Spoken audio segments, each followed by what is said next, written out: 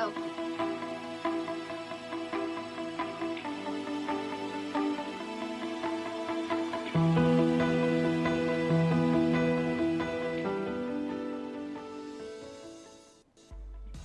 Hey everybody, welcome to another video podisode of Between the Sheets. Here we are on United Broadcasting Network, otherwise known as Pound UBN Go. I'm learning all the social media stuff now. I mean, not that I didn't, but Tony and his crew are putting together tons of packets and information about social media. And on that note, you can follow me on Instagram, QTE Brat, and please follow the show Between the Sheets podcast on Facebook. We have a wonderful show tonight. We have a go around the room, but I'm a redhead now. Oh, shocking. It's a little bold, but I think I'm okay. But thank you for all your comments and everything on Facebook. Don't forget, you can also call in tonight. It's live, 323-524-2599. And without further ado, I will go around the room. We don't have a room really, a Zoom room. We have Mara Shane. Hi. So glad to be here. I know you do. Did you do something to your hair? It's really getting long, or those extensions? No, I cut it like a month ago and it just grows fast. But your hair looks great, Gaye Ann. I love the red. It's very Jessica Rabbit. Is it?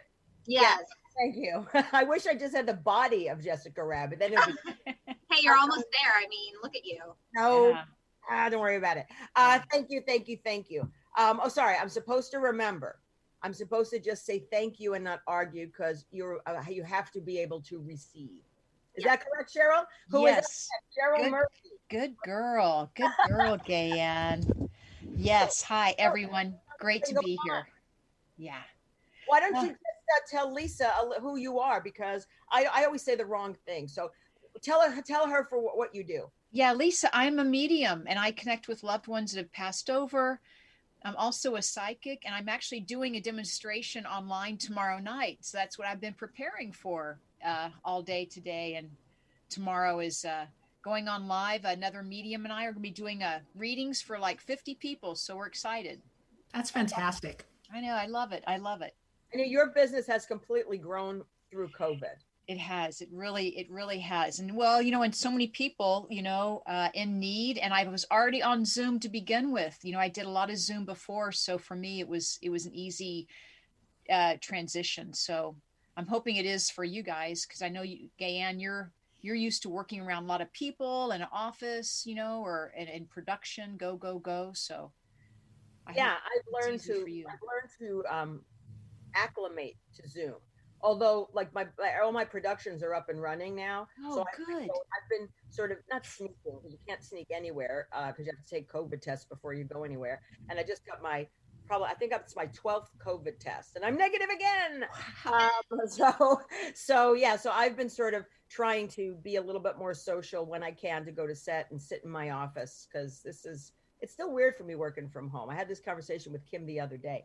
Cara Noble is back. Yay!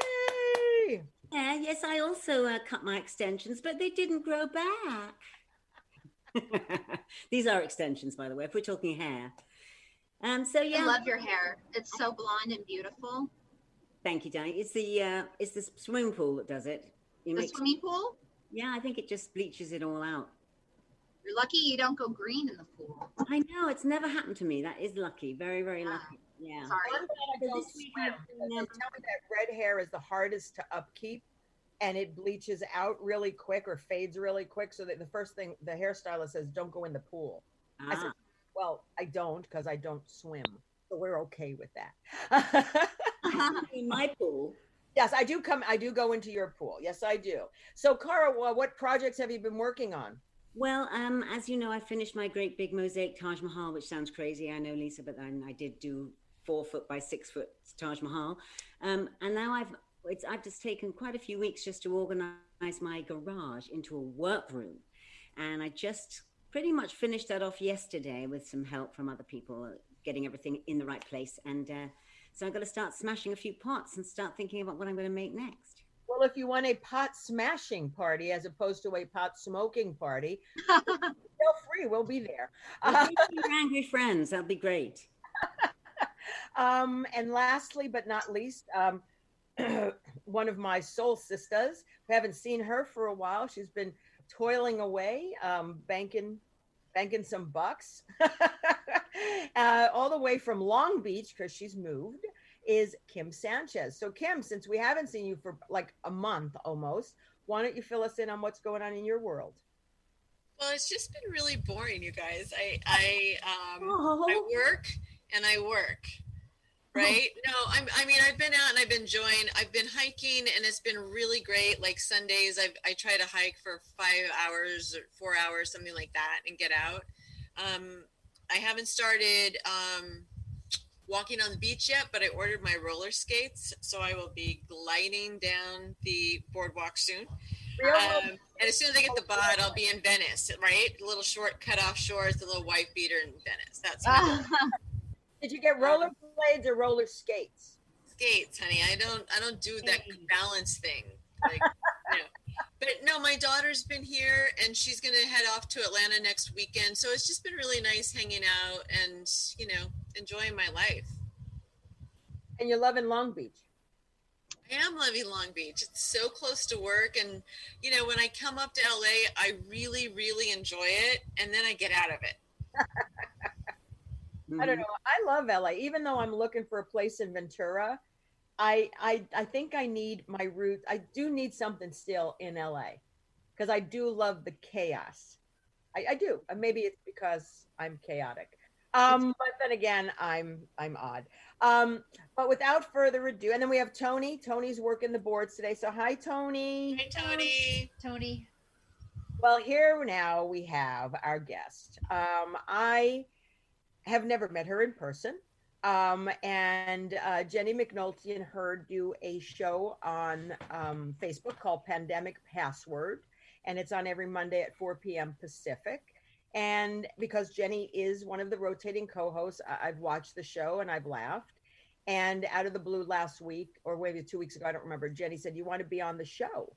I said, "Sure." I have to tell you, I don't get nervous about anything. I was really nervous, Lisa, being on that show because I didn't know. I mean, I didn't know what the questions were. I didn't know. It's like, I'm a control freak. It's like, tell me in advance. So I thought, oh my God, I'm going to make an ass out of myself. And oh God, there's all comedians and I'm not that funny. But I have to say, I had an amazing time. You and Jenny really made it comfortable and funny. And I so enjoyed it. So people, if you haven't seen Pandemic Password, it's on Facebook, Mondays at 4 p.m. Pacific. And there is a virtual tip jar, which gets me to heylisa.com, which is Lisa's website. But I have never seen Lisa looking like this. Normally she has a nun outfit on. And you told me to show up out of drag, so I did. I did. But I'm sure you can whip on that habit thing anytime soon. But I know her mostly as Sister Mary Agnes Labia. Is that correct? It's it's Labia, dear. Labia. It is Latin. Roughly translated, it means San Bernardino sailboat. For those of you not, and I teach drama over at Our Lady of Perpetual Mood Swing near Seattle. Virtually, of course. That's the nun. It's fabulous. And I mean, I don't know. I was raised Catholic. Were you raised Catholic, Lisa? I was not. I just did a lot of, I asked my Catholic friends and learned all about it was a rough way to grow up, apparently. It depends on the age. I mean, seriously, because I mean, I'm 56, but if you hear stories, like my mother's 88. So if you hear stories from like her Catholic school days, it's like a horror movie. I swear to God. I mean, like those nuns were just like sadistic. Repressed. Repressed. And the priests were, doing other things to the little boys. A very odd religion. But in any event, but you're also a singer-songwriter and comedian and actor. And that's primarily what you're known for, outside of the nun thing. I'll read briefly, a quick thing of her bio. It's like I love this. Picture Tina Fey meets Bette Midler with Joan Jett guitar chops. And you've got Seattle's Lisa KOCH. I was saying it KOCH, so it's KOCH. That's right. and actually Mara is the one who pointed that out to me. And then I had to ask you to make sure, so I didn't sound like an ass. An irreverent singer comedian, out and sober chick. Your deliciously twisted mix of comedy, theater, and tunes. You have 5 solo recordings, or is there more after since the bio came out? No, that's correct. You have shared the stage with Steve Martin, Janice Ian, Lily Tomlin, Richie Havens, Kate Clinton, and more. And we'll go on to talk about more stuff, but you absolutely are hysterically funny, and I'm glad that you brought your guitar.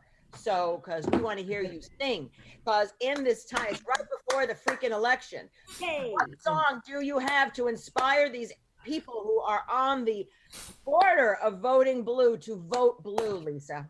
Well, I've been spending my time. Anybody who's a musician or actor or comedian is pretty much out of work during Pandemicville. And so I've been busking online virtually for tips. And I've decided I've been showing up about once a month and writing political material, writing stuff that's current. And, things change in a second. So I'm going to do my latest medley, which, of course, has changed in a second. But here we go. Went to a garden party, not a face mask there to see. Packed full of Republicans and their SCOTUS nominee. Mingling and hugging, breathing COVID air. Then they started dropping 2 by 2. Trump is typhoid Mary, but it's all right now. They'll never learn their lesson, so you gotta vote early, vote 'em out. Yeah, you gotta vote for Joe. 45 said I can't breathe, so ironical. Spent 3 days at Walter Reed, just up on methoxamethasone. That's a steroid that I can't pronounce. Balcony Covita, Mussolini taking off his mask. 36 infected so far, he's just a jackety ass. But it's all right now. They'll never learn their lesson, so you gotta vote early, vote 'em out. Yeah, you gotta vote for Joe. 45, super spreader. Look at the polls, now you're taking a header. 45, super spreader. And when you tweet, you should use spell checker. I beg your pardon. I got infected in the rose garden. Guess who was the vector? He's got an orange face and tax collectors. And why were they at the rose garden in the first place? To gloat about their ultra-conservative pick for the Supreme Court, Amy Coney Barrett, who, by the way, has Stepford eyes. Does she not? Yeah. She's nominated for RBGC. Obeys her husband, he's head of family. Belongs to a secret Catholic big brother cult called People of Praise that's scary as shit, that she hid from senators when she was confirmed as a federal judge in 2017, along with the fact that she's radically anti-choice and anti-gay. That's why Amy is a handmaid. Oh, she is. And wait. Fly on Pence's head and Kamala given side eye. That VP debate he's interrupting with pink eye. In other words, Fly was cool. In other words, let's pray that's the last debate, please God. But it's all right now. They'll never learn their lesson, so you gotta vote early, vote 'em out. Yeah, you gotta vote for Joe. Everybody, but it's all right now. They'll never learn their lesson, so you gotta vote early, vote 'em out. Yeah, you gotta vote for Joe. Riding with Biden, Vote like your life depends on it, because it really does, people. Let's boot out the steroid sociopath. You gotta vote for Joe. That was great. I loved it. You have a good voice too. Thank you. So you're gonna sing a real song for us too. Don't let that guitar go walking. Okay, all right. Wow, do you get up every night in the middle of the night and jot things down when you think of them? And Well, yeah. I mean, stuff comes to me, but there's so much material now. It's ridiculous. Trump is just a chaos machine. So I would like it to be just a slightly less chaotic and have less to write about. yeah, it's gonna happen. Honestly. It's not. Well, everybody, even though this isn't anything, whatever, but Lisa will be performing tonight. So there is a tip jar for Lisa to perform to us, and it's at heylisa.com. I rarely do this, but she is an artist and she's out of work. So anyone, she's performing for us tonight for an hour and a half, because we're going to call upon her, because we just need music. Music is, for me, the best medicine. And it's the best, like, I don't want to think about what's going on. So anyone, Lisa's going to give us a little concert here and there tonight. It's Lisa Koch, heylisa.com. Please put some money in her tip jar if you're enjoying her. And by the way, even if it's not live, you can still go there as you hear it on the YouTube channel or any of the other aggregators for the show. So Lisa, let's start. Thanks, Ann. You're welcome. I work in the arts, so it's really important. I mean, I'm lucky, knock on wood, I have not had a job. I mean, I've had a job this whole time, but for people who haven't, there's no shame. You are doing what you're doing, and I think we need to appreciate it and say thank you. So, okay, so let's start with little Lisa Koch. How did Lisa Little Koch, oh shit, I can't even say that. How did she arrive into this planet? What is your background? We'll start with there and then we'll move forward. And then throw in a song whenever you want. Okay. I grew up in a little town in Ashland, Oregon, called Ashland. Ashland, I love Ashland. Southern Oregon. Really, really tiny little town with a Shakespearean theater. And my brother and I started playing music professionally when I was 15 and he was 17. We were, just cute like the Carpenters, I suppose. And so I started out as a musician. And then my brother was actually the funny guy. I had no idea I was funny until I didn't work with my brother any longer. I started doing solo stuff. I started writing funny songs, and then I kind of wandered into sketch comedy. And it's weird. I still think of myself as a musician before a comedian, but I get more jobs as a comic. And so, you went from Oregon to Seattle. Have you ever lived in LA, or where did your work take you mostly? I joined a variety of forgettable bands in places across the country. I lived in Pittsburgh for a while. I lived in Baltimore. I lived in Washington, D.C. I lived in San Francisco. I lived in Portland. I think that might be it. I've never lived in L.A. And I've been in Seattle for about 33 years. Now, are you in a relationship? I am married. My lovely wife, Lynn, is a real estate broker. And it's a long-term thing. It is a long-term. Well, for me anyway, it could be in lesbian years. It's forever. It's we've been together 17 years. That is forever. Hey. Yeah. All right. And now, I just need to know this. When's your birthday? It's in February 4th. Wow, mine's the 2nd. Oh, see, there's the Aquarian energy. There we are. And Amara's an artist as well, but not a performer. She draws and she paints. I'm a performer too. Oh, you are, but you're not a singer. No, not a singer. I couldn't. Okay, you're not a singer, but she did a web series, which is very funny. The Katzenbergs. It's actually Laugh Out Loud, which is actually, I came upon it on Facebook. And that's what led me to meet Mara, to have her join us to be part of the show, because she just is hysterically funny and her mind is just amazing. And Aquarians are practically perfect. So. Oh yeah, I can't really say that. Not really, but yeah. but a little nutty, but that's what makes you guys you. So then you started the musician thing. So how did you, like, what was your first break? How did you sort of transition from, oh, I can do stand up, I can do sketch comedy? I'm still waiting for my first break. Um, I worked in clubs for years as a musician, and I think I probably got I battled addictions, and I got sober when I was 30.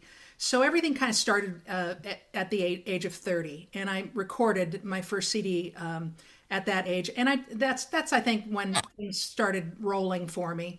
I also met my sketch comedy partner, Peggy Platt, who has passed. She passed a couple years ago, sadly. And we formed a sketch comedy duo called Dos Fallopia, and did quite well with Dos Fallopia.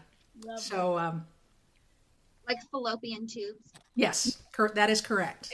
Making And sure. Mara, and guess what else? Mara thinks there's a chakra in the anus, so please. Oh, I'm right there with you. I'm with you. So, Lisa, are you related to the Koch brothers? I'm hoping.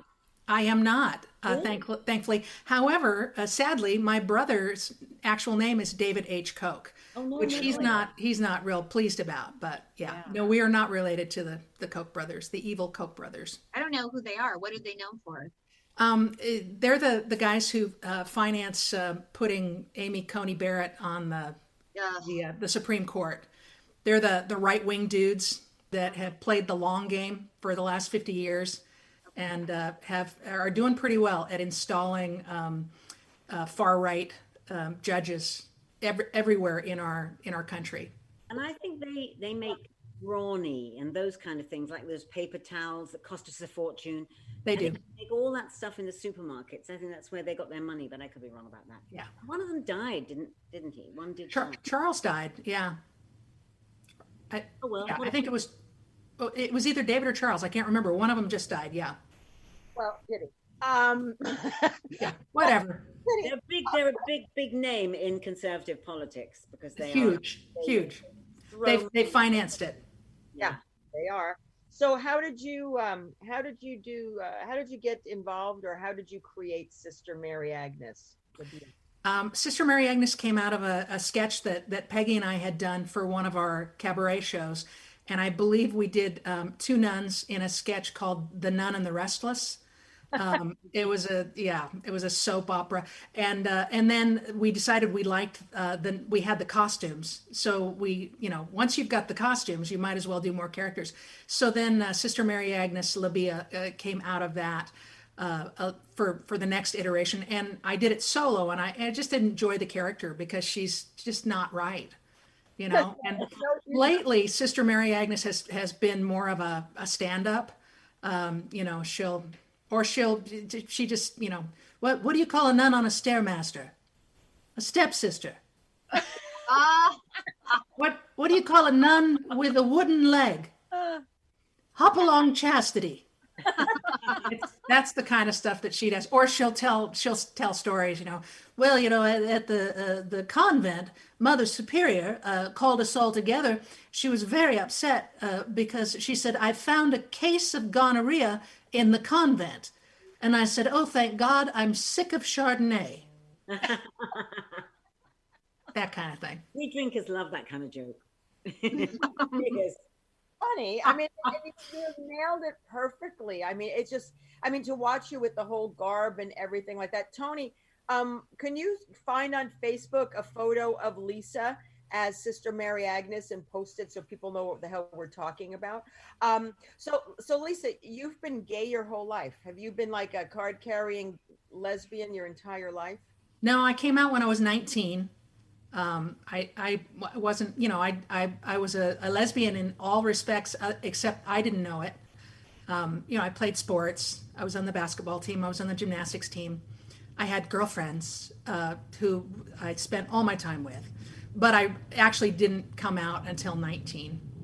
Well, how did you not know? Like you just were pushing it aside, or it wasn't talked about, or what? We didn't, there weren't any gay kids that I knew of in my little tiny town. I'm sure there were, but everybody was closeted. And you know, you just, if it's not on your radar, you just figure you have to be who the rest of the kids are. Right. Yeah. Yeah, but 19 is still pretty young to come out, though. That's great. Not well. Yeah. I mean, I'm glad I did. I'm glad I did. It was good. It's been good since. I mean, 19 is young, but now I think because of the openness and just the visibility of the community, kids are coming out younger and younger. I mean, I was 21, and I thought, oh God, you're so old. But I mean, that Well, was I've had friends that have said, "Oh, I knew I was gay since I was 4." how do I you? mean, they knew since they were kids, I little wanna kids. I still don't understand. I can't remember anything. I didn't have a traumatic childhood. I didn't. And thank God I was fortunate. I don't remember shit from my childhood. Maybe it's selective memory, you know? Really? Maybe. Remember what? I mean, they were like, how about these people? Like, oh, you know, I remember being in the cradle or the crib. How the fuck? I mean, seriously? I don't remember shit. I remember stuff from pictures, but I don't remember like being there in pictures. I just know that I was there because of a picture. If there was no picture, I don't know. I mean, I wouldn't remember shit. Kim, do you have memories of your childhood that are vivid, that you know where the hell you were at age 1? No, I don't know where I was until I was 19, 20. Well, Kim had a very fabulous career as a model, so we know that part. But I also lived in Ashland on and off for years, and I love it. My cousins were there forever, and my ex-husband and I moved up there from San Francisco and bought a farm out by Immigrant Lake. Nice. Yeah, overlooked the Immigrant Lake. The whole purpose was to buy that was in order to build a big, beautiful deck, right? And grow pot underneath of the deck. Perfect. So Perfect. that was our Ashland story. It's a sweet little town. It's lovely. Yeah. That's the hippie town. Well, kind of. You know, it's definitely liberal in kind of a sea of conservative Southern Oregon. Southern Oregon really got hit with the fires. They had a fire start in Ashland, and it went rapidly north, and it just decimated 2 little towns that are in between Ashland and Medford, which is a larger town to the north, and it wiped out Phoenix and Talent. I mean, it literally. My first girlfriend and I met my first girlfriend in Ashland. We were working in Medford together, and we lived in Talent, and the place we lived in is no longer from that fire, you know? It's gone. Yeah. So sad. Like, could we get hit with anything else this year? Oh, Right? Focus on the way, I hear. So Lisa, would Yes, dear. you be able to sing an original tune for us now? I sure could. Do you want to hear something funny? I don't know. I'll leave it to the ladies. Yes, I funny. would, yes. Funny? Okay. This is a song that I did originally in Dos Fallopia. We had characters called the Spuds, a mother-daughter singing duo, country western, You Owe Me and Why Not a Spud. Not to be confused with that other mother-daughter singing duo. And this is a song, it's a love song.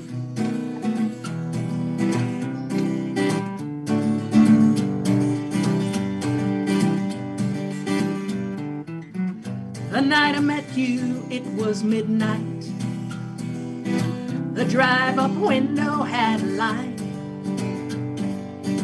I heard your voice come through the speaker. You said, can I take your order? How about some fries? I felt a tingling in my body as I drove up to the window like a shot.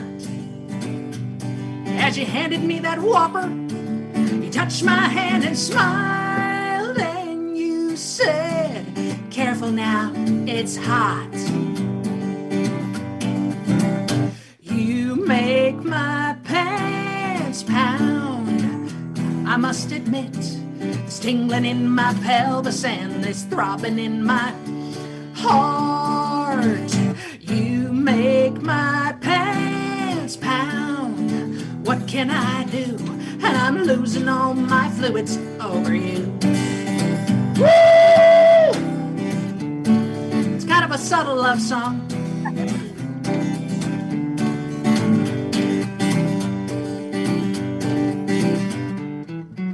The blood is rushing to my special spots.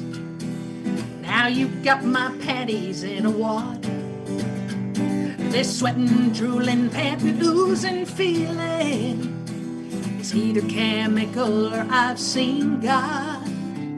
I try to speak and sound just like melted Tillis. This infatuation's driving me insane. Now my crotch is in a spasm, and I really need an order of fries to help me ease the pain. You make my pants pound. I'm at my match. I got a funky rhythm going, boom boom in my head. You make my pants pound. What can I do? And I'm losing all my fluids over you. And I'm losing all my fluids. Oh, oh, oh, oh, oh, oh, oh, oh, oh, oh, oh, oh, oh, oh, to the left, oh, oh, down a little bit, down, yeah, oh, get off, climb off, oh, yeah, talk dirty, ooh, boy, little left, no, right, down, up, right there, ah, oh,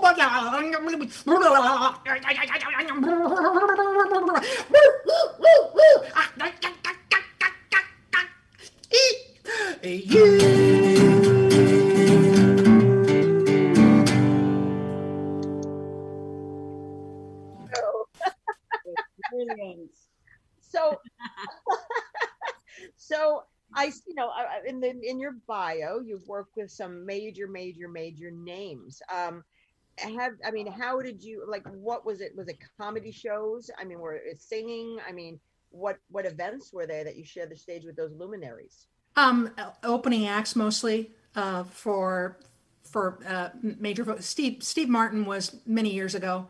Very nice man, very quiet man. Mm-hmm. And a lot of them, a lot of folks have been through music festivals, women's music festivals. I also work on Olivia Cruises, and we've met a lot of great,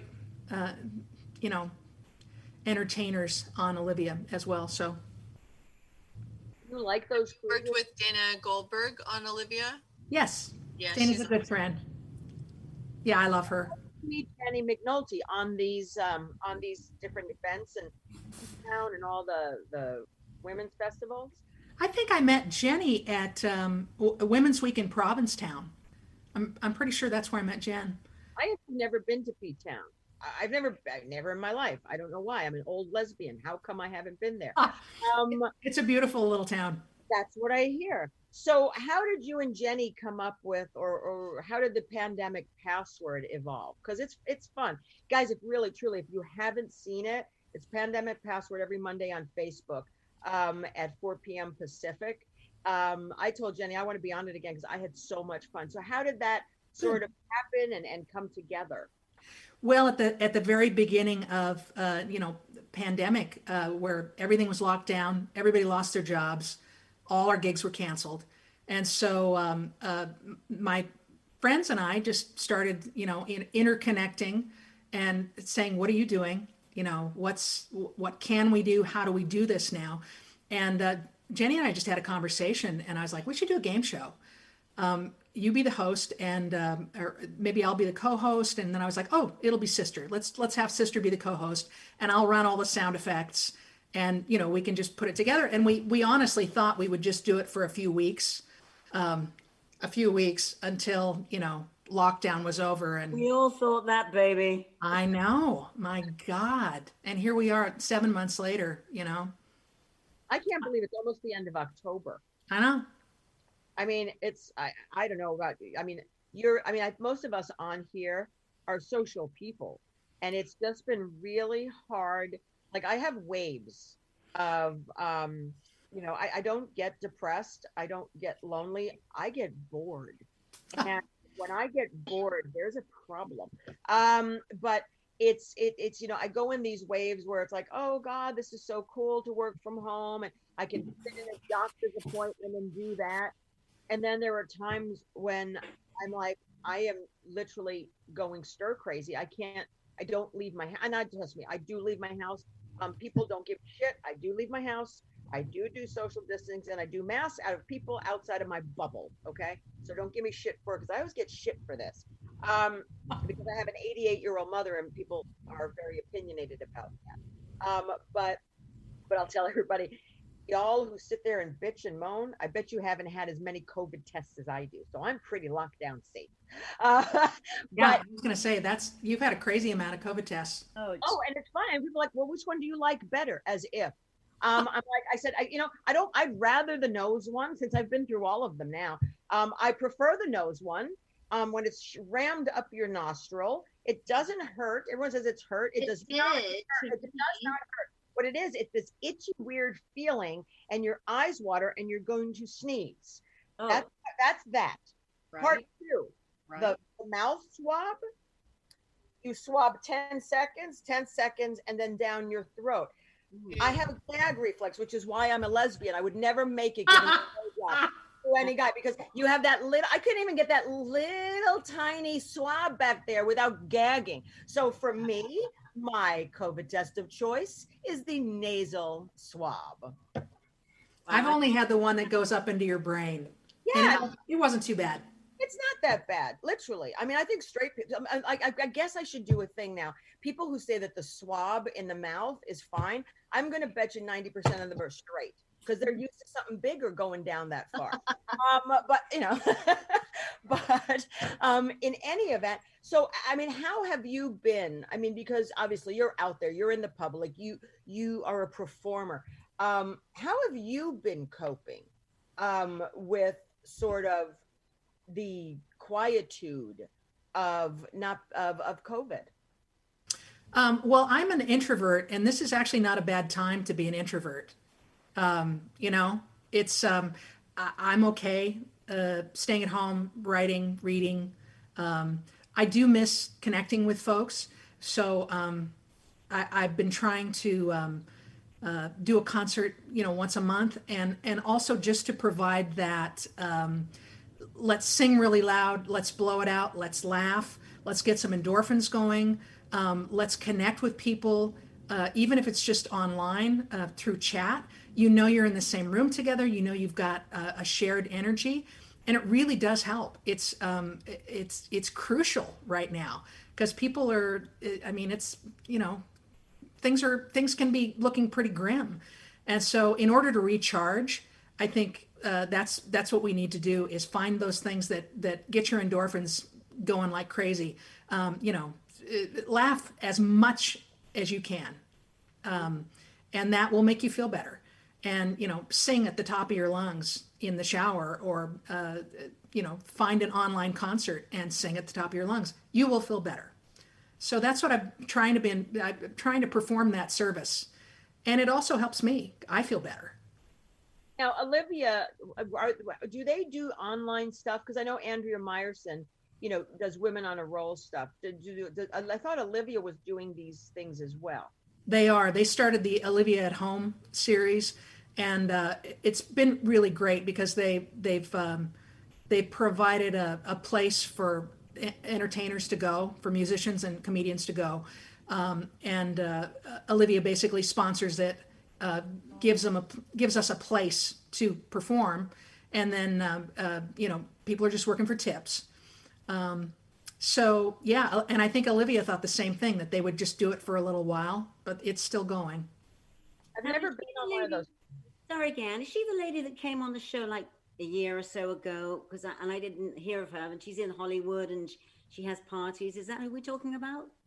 No, I don't even know who the hell is Olivia. I mean, like seriously, like I've never been on a cruise. Obviously I don't swim, so I don't like boats. So so who the hell is like Olivia Cruises? I mean, who owns it? Maybe there isn't Olivia for real.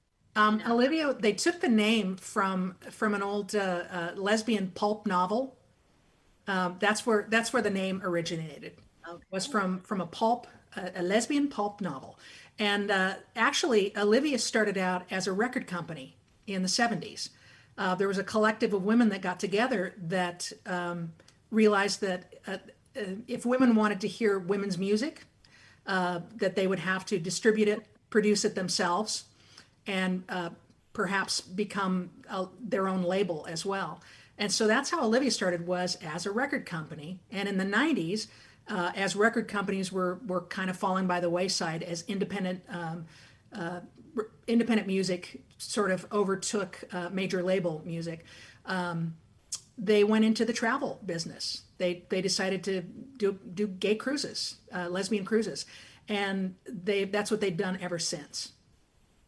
Since 1990. Who are the they? The head of the company, the president of the company, is a woman named Judy DeLugach, and she was part of the initial music collective when it was a music company, and then she basically just took the company over, and so she's the president and has been the president since 1990. Oh, nice. Yeah. So, who inspires you? Boy, a lot of people. People I love, Lily Tomlin, Carol Burnett, growing up, musicians, Joni Mitchell, Crosby, Stills, Nash Young. The musicians are the Carpenters. Love the Carpenters. Everything that you are grow up with that changes you somehow, that affects you either musically or interpersonally. But yeah, those are the kinds of things. I had crushes on Stephanie Powers when she was the girl from Uncle. Oh, sorry. But she was on Heart to Heart too, right? Heart to Heart, yeah. But the girl from Uncle before that shows you how old I am. But I should have known I was a lesbian a long time ago. And what about your family, Lisa? Like, are other members of your family as funny as you are? Your sense of humor is just so delightful. I have one brother, and he's also in the arts. He's an actor, producer, musician, very funny guy. My father and mother were elementary school teachers. My dad taught 6th grade. My mom taught 1st grade. My dad was a very funny guy. He told the bad dad jokes, like he's a good egg as eggs run if you like runny eggs. It's a dad thing. But he was very funny, loved to laugh, and loved to sing. He was a musician as well. Musician in his high school and college days. So yeah. It's just so natural for you. I'm telling you, it's just lovely. I'm so happy I'm here and I'm laughing. We, like you said, we all need to laugh. Gosh, don't we though? This is amazing. Thank you. I want to hear about your other girl crushes. Stephanie Powers, okay? Stephanie Powers, yeah. Julie Andrews as a, Sound of Music. Mary Poppins. I should have known when I was about 6. You know what? I'll do a song for you that I wrote. This is about falling in love with women on the screen. Okay, cool.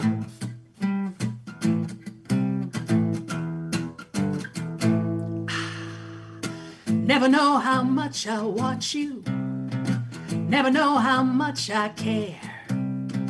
When I turn that TV on ya, I get a fever that's so hard to bear. I'm watching Beaver on the TV, channel 22 Delight. Beaver Cleaver in the morning, Beaver all through the night. Beaver Cleaver fever.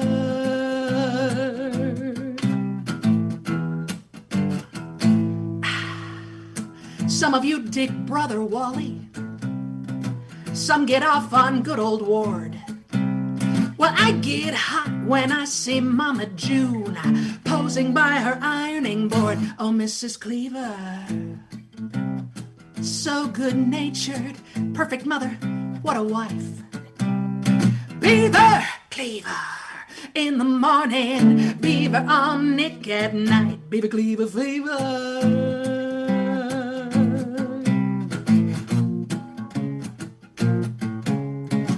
Oh, I wish that I was shipwrecked on that uncharted desert isle. Mary Ann would make me breakfast, and in the evening Ginger making me smile. Thank you, God. Yes. Watching TV, Channel 22 delight. Beaver Cleaver in the morning, Beaver all through the night, Beaver Cleaver fever.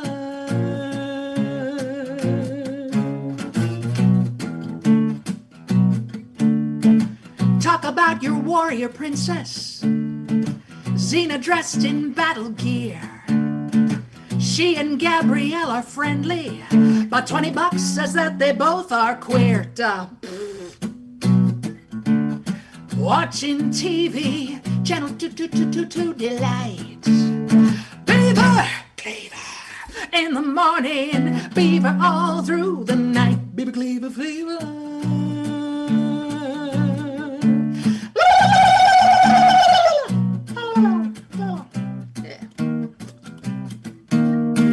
Captain Kirk, he flirts with danger. Spock's a Vulcan alien, but my lieutenant is Uhura. She puts a charge in my dilithium. I don't know what that is, I don't care. Watching TV, Channel 22 delight. Beaver Cleaver in the morning, Beaver all through the night, Beaver Cleaver fever. Sing along, won't you?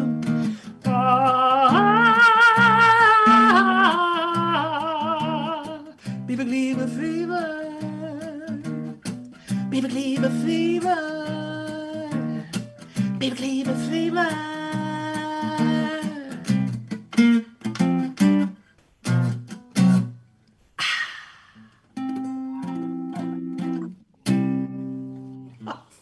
Love that. So, Lisa, if you weren't doing what you're doing, what else would you be when you grow up? I always wanted to be a singer. That's the only thing I was ever really interested in being. I just told my mom I wanted to be a singer. And I took piano lessons, but it didn't come quickly enough, to accompany. I wasn't a good enough piano player. But my brother talked my parents into getting me a guitar when I was 13. And that is pretty immediate. You can learn 4 chords and you can play, 200 songs. Yeah, but it hurt. And not bad. I wanted to sing so badly, it was worth the bleeding fingertips. So I did the piano, organ, keyboard routine, and that was okay. And then I wanted guitar, and my parents bought me a guitar, and I got so frustrated because I wanted to start playing rock and roll, I just wanted to start like shredding, you know what I mean? And I was so frustrated because, well, I didn't practice either, but I was like, my hands, my poor little fingers were hurting, and I got so upset. And this is when I had a temper as a child. I got so upset because it wasn't moving fast enough for me. And I took the guitar and I got so pissed off and I just slammed it on the floor. Oh, that's actually a pretty rock and roll move. I was forward. I had the attitude and the personality. I just didn't have the talent. But and then I remember breaking the thing, and I said, and my parents were like, I said, I would like another one, and they said no. I was very upset. But then later on, I actually worked for record labels. I actually managed the Berlin and the motels in my later years. And it was sort of fun because they used to come to apparently my house is really acoustically great. So they used to come and rehearse in my house. That's awesome. And now I have 8 guitars, 1 bass, 2 electric guitars, a piano, and nothing. And I don't know how to play. Although sometimes every once in a while, if I'm like, I don't know, like depressed. Usually when I'm depressed or sad, I'll pull one of the guitars, and in my head, I'm like singing away. It sounds horrible. It doesn't give a shit, but I am just rock and roll queen, man. So I admire anybody who plays the guitar. The guitar is my thing. Guitar's pretty cool. Yeah. It's easy to cart around, and think so? Like when I tried to pick up a guitar, because my mom played guitar when I was in high school, I lasted about 10 minutes with those awkward trying to get the strings and the calluses. That was it for me. I'm like, I'm not a musician. It actually is, if you learn 4 or 5 chords, that's what I always tell people if they're interested. Just learn 4 or 5 chords, and you're pretty good to go for a lot of different songs. Yeah. Now what happens with age is no patience for me. Yeah. I had no patience, and now I have less patience. It just doesn't work. I'd rather but you know what? I support the arts, so I would rather pay to see someone who knows what the hell they're doing and perform and support them than to be in my house. Although it is a great movie, right? Kim, are you musicals? Cara, are you? I mean, I know Cara sings. Kim, nothing. You're nothing. Never tried it. I got nothing. I played clarinet when I was like in grade school, and No. Okay, Cheryl, are you musically inclined at all? Tiny. I mean, I sang. I sang in college a little bit. My family, everyone plays an instrument in the family. So, but yeah, we come from a musical family, I'd have to say. Yeah. Do you did your musical family sing like at Christmas or at the holidays? Did you all get together and sing? Actually, we didn't. I was the only singer really, but my brother's a guitarist and my sister's piano. No, we didn't really do that. We kind of just went our own way. We did it, on our own time. My brother's actually professional now, playing gigs, and he's a flamenco guitarist now. But Wow. yeah, but we love music. We grew up with music, right? I think Lisa, as you know, it's in your family. It's like it's just part of you. Yeah. Used to it. It's been really interesting. My mom is battling Alzheimer's now, and one of the ways that I can connect with her is to sing, and so I get together with her on video several times a week and just sing songs that she, from her youth, from her that her father might have taught her. Her dad was a musician, and then things that she might have heard David and I sing through the years. And she remembers all those lyrics. That's awesome. Yeah. They do have that. A friend of mine who's a singer, she actually goes, she used to go to a lot of the facilities Yeah. for either people with dementia or Alzheimer's. And she used to perform. And then Beanie does so too, Cara. Another friend of ours, Beanie, she used to probably the COVID. And she used to sing all the old songs and they perk up. And they remember. I've been there I've done it with her, especially at Christmas with Beanie in the old people's home. And it is amazing because some people don't speak a word. Suddenly a song comes and you see their faces change and they can sing along. Amazing. We'd sing happy birthday even. Yeah, to my friend's mother, and she loved it, Yeah. Just so simple. Just shows you what music can do to us. Well, they say that with music you use both sides of your brain. Oh. And it accesses both sides of your brain, and I think that music is that it's an emotional connection. It's deep. It's in there deep, and the memories are deep. But yeah, it really is pretty crazy. I just start playing, 5'2", or when whippoorwills call and evening is nigh, we'll hurry to my blue heaven. And my mom is like, or they're little, singing along. The world, don't you think the world would be so much better if we had more music and more animals? There you go. That's Absolutely. And animals. Yeah. Yes. I agree. Cara, sorry, I interrupted, Cara. What were you going to say? You may not know the answer to it, but the fact that you're saying it uses both sides of the brain, is that what makes people become alive when they've lost their mind? Perhaps, I think generally things are run by one side or the other of your brain. I don't know any more than I've heard, but that music encompasses both sides. So it's got a, I would imagine if you've lost a little bit on one side, you've still got some on the other side, but I know that it's, if you hear a song that came from your youth, from your high school days, it's in there, it's in there viscerally, it's kind of in your bones. And so I don't know. So Lisa, I know. what lyrics one can remember as well from your childhood. You can remember from 50 years ago. Yeah, old memories. Yeah, her short-term memory is just almost completely gone, but the long-term memory, she'll pop out with something, and I'll just go, oh, you remember that? That's cool. So she doesn't live in Seattle, in your area. she lives down in Southern Oregon. After my dad passed about 11 years ago, she found love again. And so she and her partner have been in an assisted living complex in Medford for the last 2 years. Wow. And so what the chances of that? I know. Well, and he's 94 and my mom's 90. Oh, that's so cute. And they love to dance. I mean, the pandemic really just kind of shot all of our seniors' routines, whatever they had going on.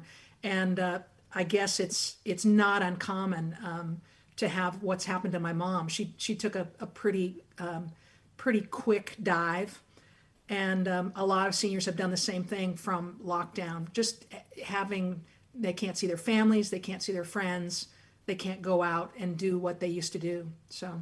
I never thought about that before. That's an element that it's new to me. I think that's so tragic. Yeah. Yeah, that's really sad. I don't like hearing that. Yeah, it's been really tough for the facilities to try and keep the residents interested and connected. And the people that run my mom's facility are really good. And they said that after the initial lockdown, when they started, letting people go back to the dining room and things like that, they said people would just stay in their rooms. They got used to being in their rooms, and they had to kind of force them back out, and just to even get exercise and to connect with the other residents. So I think most that affected are the elderly, obviously. Yeah. And I think kids too, because and kids, I think Kim and I had this conversation at one point where, you have kids in an abusive situation with their family, and schools and activities were always sort of their hope, and now they're stuck. And and it's really sad, because I mean, I know, obviously it's easy for us because we're all a little self-centered, and we're all, this is how it's affecting my life, and when you look at, hey, even in COVID, our lives are pretty fucking awesome. Mm-hmm. And then there are people that are disadvantaged or in situations that are not healthy, and they are imprisoned in that. And it is just so it's scary. It's scary. It's heartbreaking.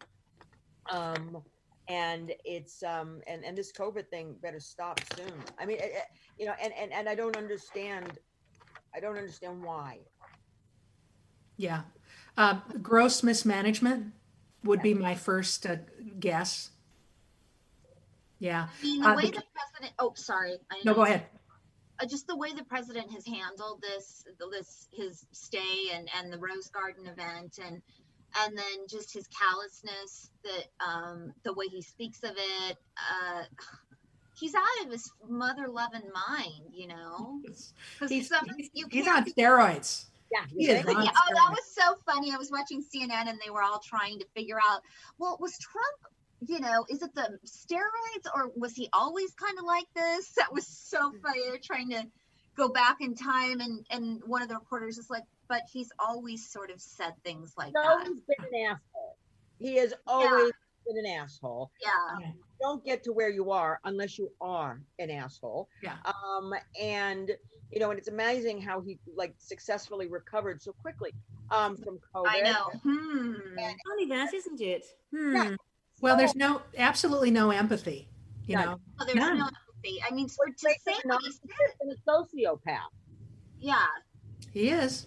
Like, doesn't he have somebody? I would think that he would have someone. Well, he probably does, saying, if you say this, it's going to make you look this way. But he probably doesn't care. So He doesn't listen to anybody. listen. He just does what he does. Exactly. And because he has that God complex. I mean, him and Hitler and Mussolini, they're all are really separated at the hip. I mean, he wants a dictatorship, is what he is, because he's an asswipe. And how people still want to vote for him, I'm like verklempt for words. It's so unbelievable that he has people that are still drinking his Kool-Aid. And what's really crazy is a lot of people below the poverty level, you forget about middle class, below the poverty level are like Trumpists, which I don't understand, because what is he doing for them? I mean, nothing. So oh God, I don't really want to talk about politics. But I just say though that did you see what he's using for one of his campaign songs? Which one? Macho Man. Ugh. Oh, revolting. And like everybody that he's using, that they're having objections, and they're like, "Can you not use my song, please?" It would be the Village People who are. Does he not realize it's sung by a raft of gay men? No, I don't think I know that one, and he's using Celine Dion's "My Heart Will Go On." Oh dear God. And then he's using Creedence Clearwater. There's a guy, what's the guy's name? John Fogerty? John Fogerty, yeah. Yeah. And they actually, CNN actually they're using the song Fortunate Son. Using that. And they actually had John Fogerty on camera saying, I wrote that back with the draft at Vietnam, and how the fortunate man, the lucky with the spoon in his mouth, rich guy doesn't have to go off to draft. I don't know if Trump understands that, when he's playing that. So, well, let me tell you something about that. John Fogerty's full of shit, because unless John Fogerty gave him permission to use it, because he's getting paid every time he uses it. I don't know. The way it works in the business. Yeah. Well, a lot of people they claim on that news article are objecting to him using his song. Well, they're getting paid for it, so there we go. Are they? Yeah, it's music licensing. But I just want to bring up another thing, because here's another fallacy about COVID. I had people telling me, once you get COVID, you only get it once and you're immune. And, now that we're kind of in a second wave, because numbers are starting to increase again, people are getting COVID again. There's a friend of, Kim, Mara, and I know someone who just posted on Facebook yesterday that he has COVID. He had it in March. Yeah. He had it in March, and now he has it again. And everyone's like, I don't understand it, COVID. What people aren't understanding about this disease is it mutates so quickly. We are behind this disease. And if it continues to mutate, we'll never get ahead of it. So yes, people, you will continue to get this disease. So, you do have to wear your mask. And look, when I go into, if I'm with my bubble of friends, I don't. But I'm also COVID 100 times. I'm also tested 100 times a week. But, you still have to some degree, do keep that, especially when you go to stores or in strange public places, do it, just do it for you. Protect yourself. And I'm not a big, I've never been a big mask thing, although now a friend of mine makes masks now. So I'm actually okay, because we have masks. I have a whole shitload of masks now. It's become a fashion statement. But no, don't say that. Well, they said that I think it's if 80% of the population wore masks, we could knock out the virus in 4 to 8 weeks. That's what the scientists are telling us. I mean, literally, if everybody just did what they were supposed to do, and, with the distancing and wearing masks, we could knock it out. Yeah, I think because we are not everybody's sort of being diligent with this. That's why it continues to spread. And that is why we're behind the 8 ball. All right, enough about COVID. I'm done. Wait a minute. I have a song about the masks. Okay. It's time for a song. Okay, good. Thanks, Lisa. Mask on me that protects you. Mask on you that protects me. When you cough, your droplets fly farther when you cough or sneeze. So don't be a selfish dick, thinking only of yourself. Costco, they will boot you out, all because you didn't wear a mask. Sing! Mask on me, it protects you. Mask on you that protects me. When you talk, your droplets fly farther when you cough or sneeze. So don't be a selfish dick and stop whining about your freedoms. Costco, they will boot you out, all because you didn't just wear a mask for you and me. Face mask. Simple. Very cute. Very cute. So, it's a symbol of not speaking. To me, it symbolizes my freedom being taken from me. And right now in this country, our freedoms are being taken from us. So, but it's a virus, dear. It's a different animal. Virus doesn't care about our freedoms. Virus doesn't care. So I don't want to be in a room with somebody that is not masked up, because you don't know if you're infected. In the room? I don't want to be inside.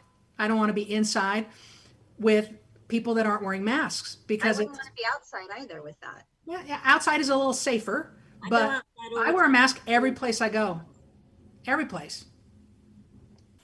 I don't know if anyone else heard this. I only know this because I'm in sanitization and we keep tabs on it. The World Health Organization just came out and said that they don't really believe that this distance thing has been the right thing to do. Right? Huh. Well, That doesn't make any sense. Well, for instance, I'm a singer. We know that it's airborne. Everybody, that's a fact. It's airborne. I can't sing in a room with folks unless I'm masked up, because early on they had a chorus that met in Washington State, and it was way early in COVID, and they did all the distancing stuff. They washed their hands, they had hand sanitizer, but they were singing, so they were pushing out the droplets farther than 6 feet. And it's, if you shout, if you sing, if you're really pushing it out that direction. And it was like 45 out of 60 people got infected from that chorus. And it was like, okay, that's very infectious. what, Cara? So do you sing in a mask, Lisa? You actually perform in a mask? Or how, Well, I've sung in a mask around my mother. If we're close to anybody, or I've sung in a mask with other musician friends. We don't get together too often, or if I'm getting together with my brother and his daughter, who also sings, I'm like, you guys, we got to mask up, and then we create space, but then we're able to sing with each other. So not breathe just thinking about it. Yeah, I know it's not pleasant, but it's not hard. It's not hard to wear a mask. I don't think, anyway. All right. So there we go. Hey, Lisa, if you had to sing, what song is your favorite song that you enjoy singing? And would you sing it for us? There's so many. Do you want to hear something? What's your favorite cover to sing? That's really tough. How about this? I should have known better with a girl like you, that I would love everything that you do, and I do, hey, hey, hey, and I do.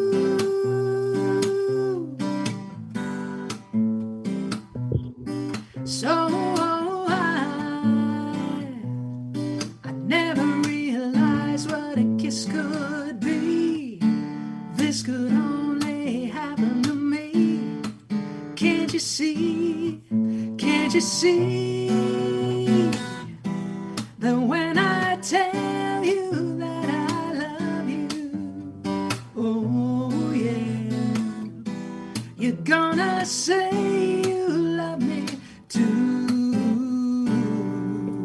Oh, and when I ask you to be mine, oh mine, you're gonna say you love me too. So I should have realized a lot of things before. If this is love, you gotta give me more. Give me more. Hey, hey, hey, give me more.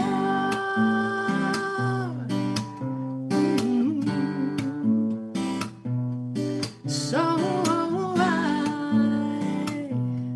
I never realized what a kiss could be. This could only happen to me. Can't you see? Can't you see that when I tell you that I love you, oh yeah, you're gonna say you love me too. Oh, and when I ask you to be mine, oh mine, you're gonna say you love me too. You love me too. You love me too.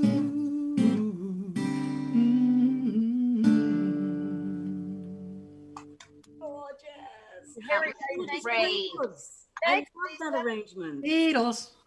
Everybody, thank you. We're not done yet. We have 15 more minutes, but I just wanted, yes, I told you it goes fast. This is Between the Sheets podcast. We're here the first and third Friday of every month on United Broadcasting Network, pound UBN Go. Here we are, 7 p.m. Pacific. Our guest today, and we only have 15 more minutes with her, is singer, songwriter, comedian, sketch artist, blah, blah, blah, blah, blah, blah, blah. A woman many talents. Lisa KOCH, otherwise known as Sister Mary Agnes Libya. Am I right? Very Okay. well. That's good. That was perfect. Just checking. And her website is heylisa.com. She's been performing songs and stuff for us tonight. And please tip, TIP, not tip, TIP. So, Lisa, Yes, what dear. do you think? Let's talk just 2 more seconds, just political, and I don't want to go long. The whole Supreme Court bullshit and the Roe versus Wade. I thought it was really interesting, and we're all women here. And I mean, Mara still is of childbearing years. I don't know. No, I'm not. Well, I doubt that. But More than me, so you're pretty young. But it's like I was talking to some people, and some people that are not blue people, and they were like, what do you give a shit about Roe versus Wade? I mean, you're not going to get pregnant. You're not, who gives a shit, blah blah blah. And I thought, that is so Trump and so fucking ignorant, because they're missing the damn point. That's that's just one thing. The bigger picture is, in essence, no one can tell me what the fuck to do with my body. The example could be, yes, abortion, but there's so many more things that can actually be taken away. So what, I mean, what do you think? I mean, seriously, what do you think's going to happen? Do you think he's going to push this bitch through? Yeah, it doesn't look like the Democrats can stop him. I mean, it's done. It's basically a done deal. I wouldn't say it's a done deal. They went through with all the questioning of Amy Coney Barrett, and she did pretty well evading. And she seems pleasant enough. I mean, I can't believe she brought her entire family and made her kids sit through that many hours. I can't believe they did that. They were just used as props, those poor kids. They're not nothing else to do. I mean, let's face it. Anyway, but it's not just women's issues. I mean, it's not just Roe v. Wade. We've got two conservative judges on the court talking about rolling back, marriage equality. And I don't know about you, but that affects me personally. So I don't think they can very successfully go backwards once you've given people freedoms. I mean, I know that if they chip away at them, like, voting rights have gotten chipped away, but people know what they're missing. If Roe v. Wade is struck down, people will know what they're missing, and women will be. I mean, I think people are going to have a real hard time with that, and I don't know if that means that the Supreme Court is not going to be recognized as a valid body anymore.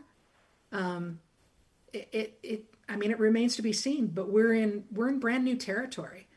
Yeah. But the fact that they've rammed through all these really super conservative judges on the federal level, they've rammed through like 300 conservative judges. So they're really trying to change it from the inside out and being somewhat successful. But if there's a 3-6 majority on the Supreme Court, I honestly don't know.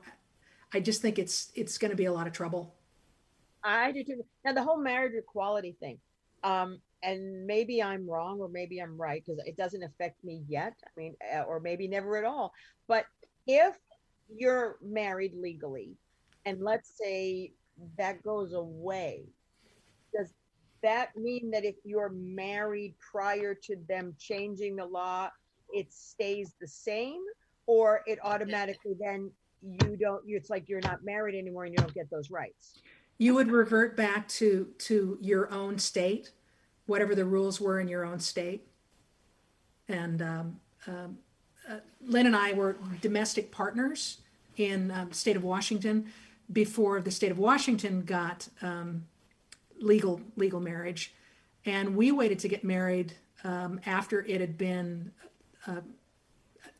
a U.S. federal right. So yeah, I don't know how that would work, honestly, but married couples under legal marriage, gay couples get all of the same benefits that any other couple gets. And we didn't before. We just got a handful of protections, but there were a lot of protections that were not offered. So I heard that the main difference with Judge Amy Barrett, Coney Barrett, Barrett, is that she believes in using the Constitution the way it was when the founding fathers drafted it. And I know that Ruth Bader Ginsburg was not like that, and that's what brought us forward. So to think that somebody is going to interpret, they're not going to give any leeway. It's almost like taking the Bible too and swearing by the Bible. And I just think that's really sad, and I'm worried that she's going to undo Ruth Bader Ginsburg's progress. It will. We all are. Oh God, we need more flies. We need a swarm of flies.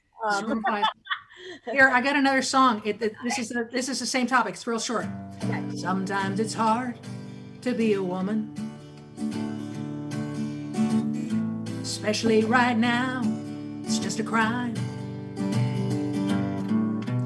There's a war on women. It's looking grim and sending us right back to medieval times. The GOP, they're on a mission, boy howdy, 'cause men know what's best for all us gals. Apparently, they're rolling back the 60s, pulling out all their tricksies. I can't believe I still have to protest this shit. Really? Been doing this for how many years? Hands off my clam. uterus and ova. Yes, we need birth controller, 'cause you won't wrap your pickle. Hands off my clam, my cervix and vajayjay. Your moral crap is just a sham. Hands off my clam.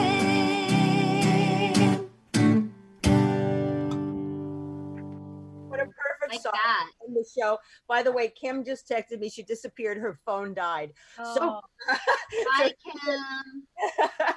so she said to say goodbye for her. August, she said, shit, my phone died. That was the text.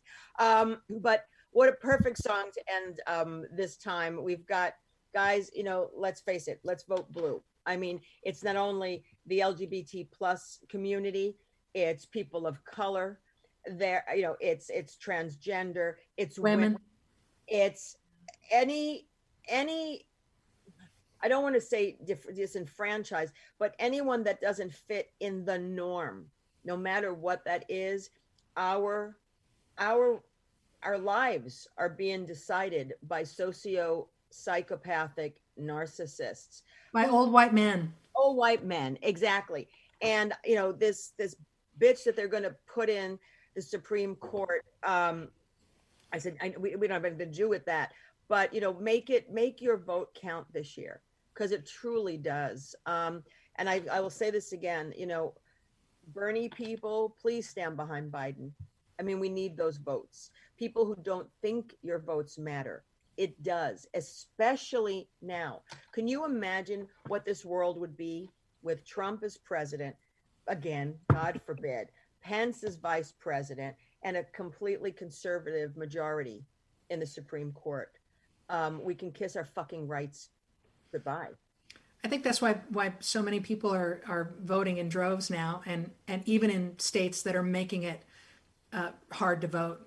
I mean, they're doing straight up voter suppression in Georgia, and people are just taking their chairs and taking snacks and standing in line for 11 hours. It's unbelievable, and it's awesome.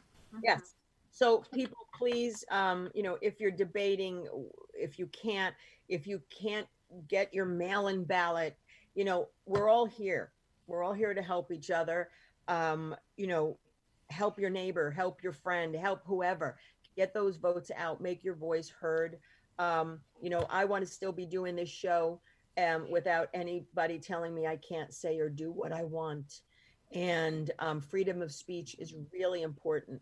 And when you start to suppress a lot of things, freedom of speech is the next thing up. And because they don't want us to talk, they want us to get us.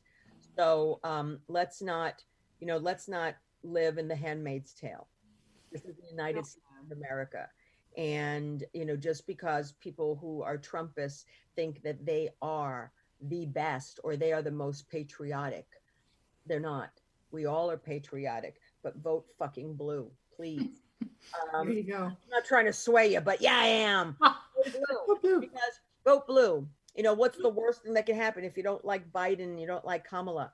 I mean, it's got to be better than what we have now.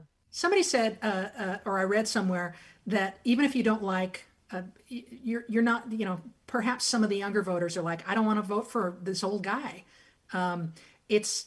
Your vote doesn't have to be a love letter. It's more like it's a chess move. Yep.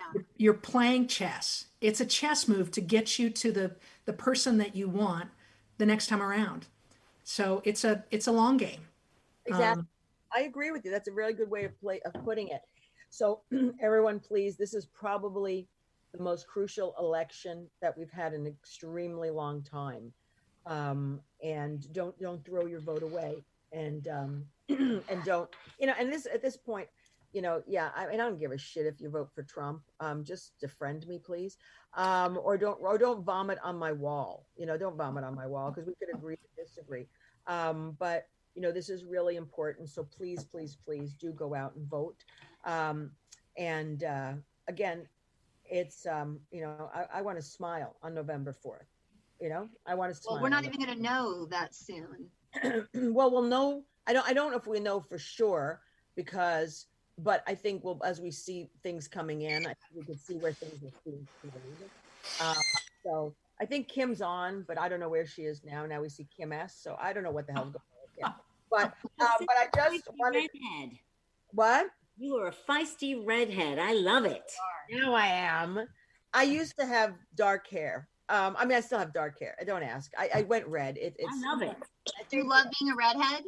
Oh, there's Kim. Kim, you're there. Hi, I'm back. I'm on my phone now. I'm on my phone now, though. It's not quite the same experience. But yeah, I love being a redhead. Yeah, I do. Yeah, it's fun. It'll last for a while. I think for my birthday, I'll go all purple. We'll see. I mean, where the fuck am I going? Really? But I just wanted to say thank you, Lisa. You are so fun, so talented. I love what you do. I love what you have to say because you agree with us. I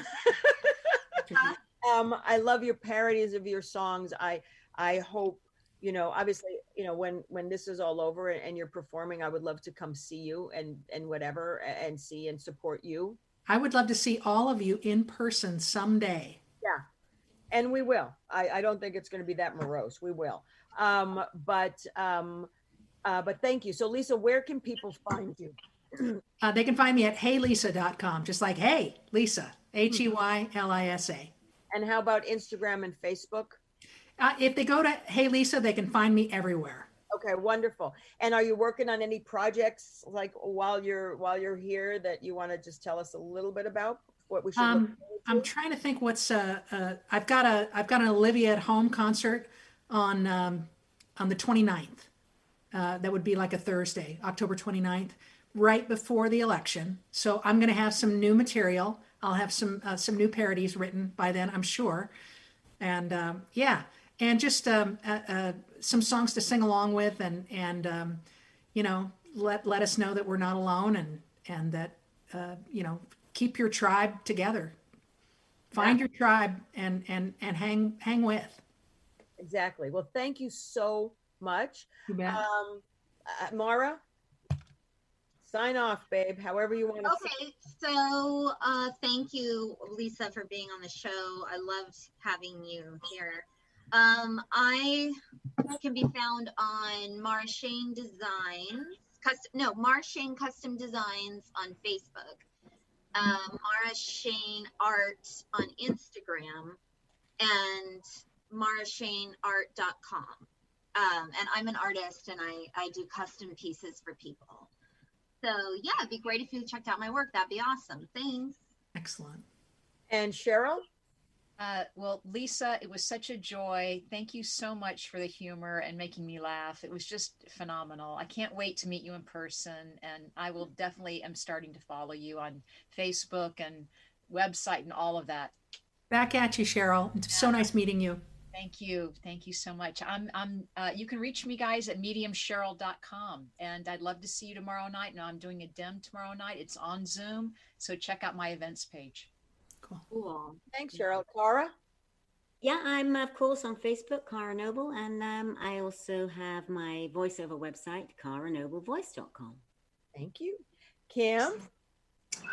Well, I'm just on Facebook these days, maybe a little Instagram, but most of the time I'm really not on social media at all.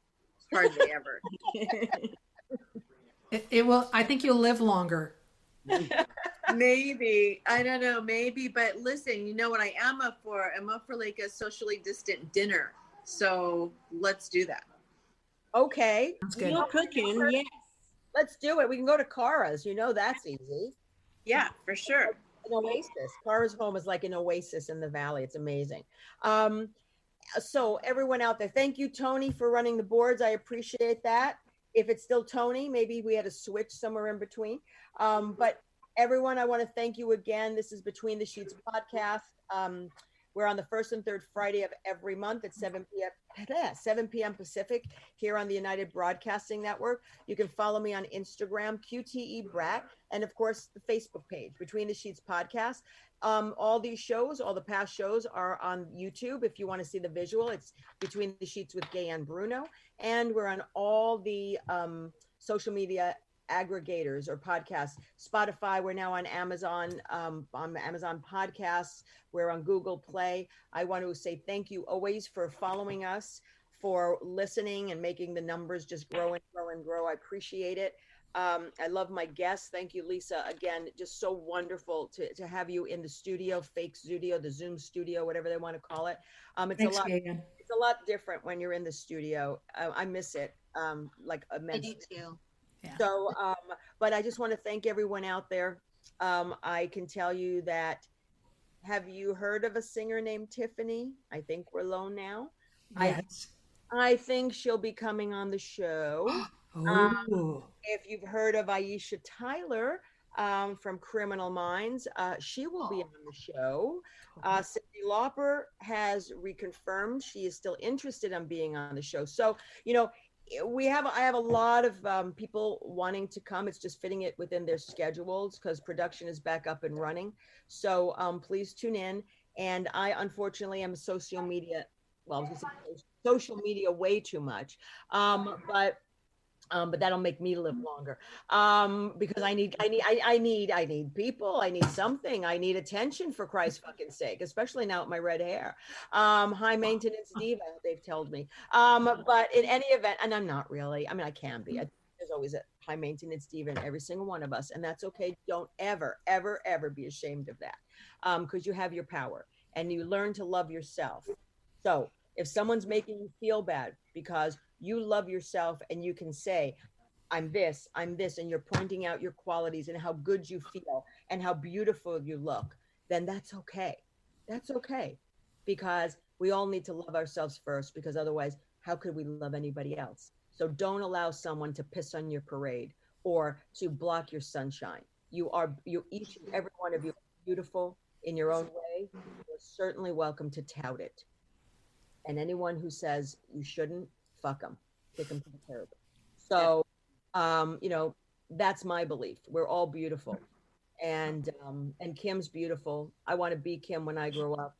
I want to be Mara and Cheryl and Cara and Lisa, because we are a collective of our tribe, and we're all mirrors of each other, and we're here to teach and to learn and to just support each other.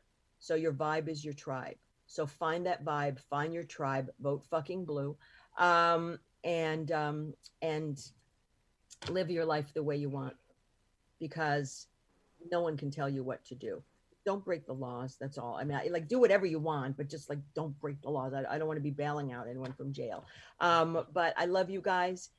Be safe, be well. Please do the whole mask and COVID stuff. You know, I keep repeating it. But, you know, is it true? Is it not true? I know there's conflicting stuff, but just keep yourself safe, okay? Because if you have that, you're also keeping yourself safe, period. So I love you guys. Be safe, be well. And as always, namaste. Thank you so much for watching, and we'll see you in 2 weeks. Thank you, Lisa. Thanks, Gaye Ann. Thank you, Lisa. Thanks, everybody. So great to meet everybody. You too. See you on social media.